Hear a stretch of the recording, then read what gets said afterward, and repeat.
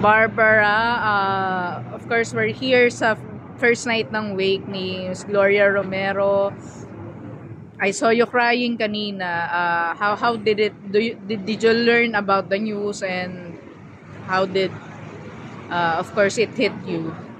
Yeah, actually, hindi ko in-expect yung news kasi I always thought na makakatrabaho ko siya ulit after mag-ganyan na gala. So, hearing it and actually seeing her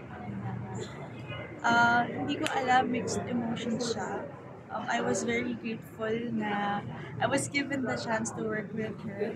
Tapos, I just know na she's peaceful right now, and sending condolences din talaga to the Romero family.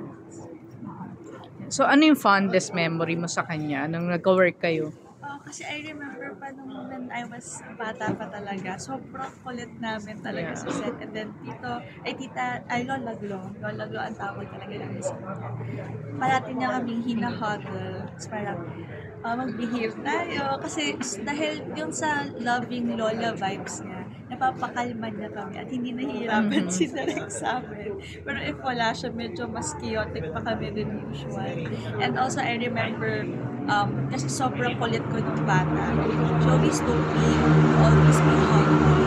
Huwag daw lalaki yung ulo ko. And mahalin ko daw talaga yung trabaho ko. And up until now, masasabi ko na sinasapuso ko pa rin lahat ng mga values na naituro niya sa akin.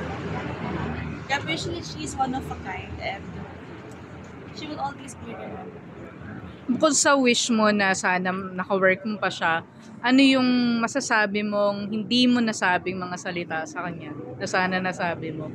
Actually, kagabi lang siya nag-hit sa akin. Sabi ko, nakita ko siya sa GMA parang like a few years ago. Pero I didn't have a chance to like take a picture with her kasi nagmamadali ako. Basta ako sinabi niya na sa akin, kasi nagpakilala ulit ako sa sabi ko, Lola ko, ako si Kalila. Kasi iba na itsura mo eh. You're ano na. Parang kumbaga, dalaga na ako. Oo. Sabi niya, Diyos ko, iha, laki mo na, ganyan. Sabi niya, basta magpakabait nga lang daw and everything. And during that time, nagmamadali kasi kami. So I never told her kung gaano ka-importante yung, alam kung gaano ka-crucial yung presence core memories na yun eh. Oo. Ako na parang, ganito pala maging artista. Hindi pala siya dahil porket maganda lang si Lolo. Hindi, sobrang, isa siya sa pinaka-humble na nakatrabaho ko. And even si Mama, tandang-tanda ko, parati niya sinasabi, dapat ganun ka.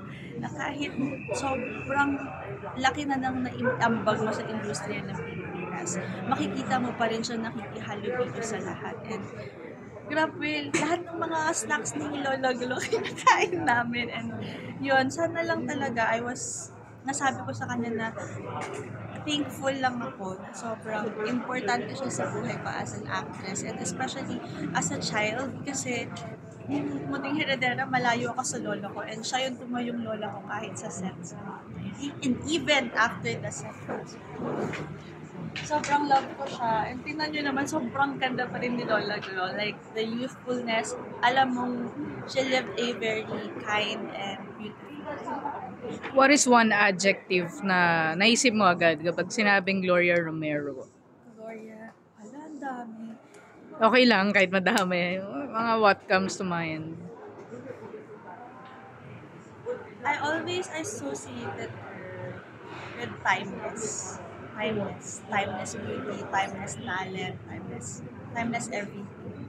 Kumbaga, epitome siya ng beauty, grace, and talent talaga. She's one of a kind.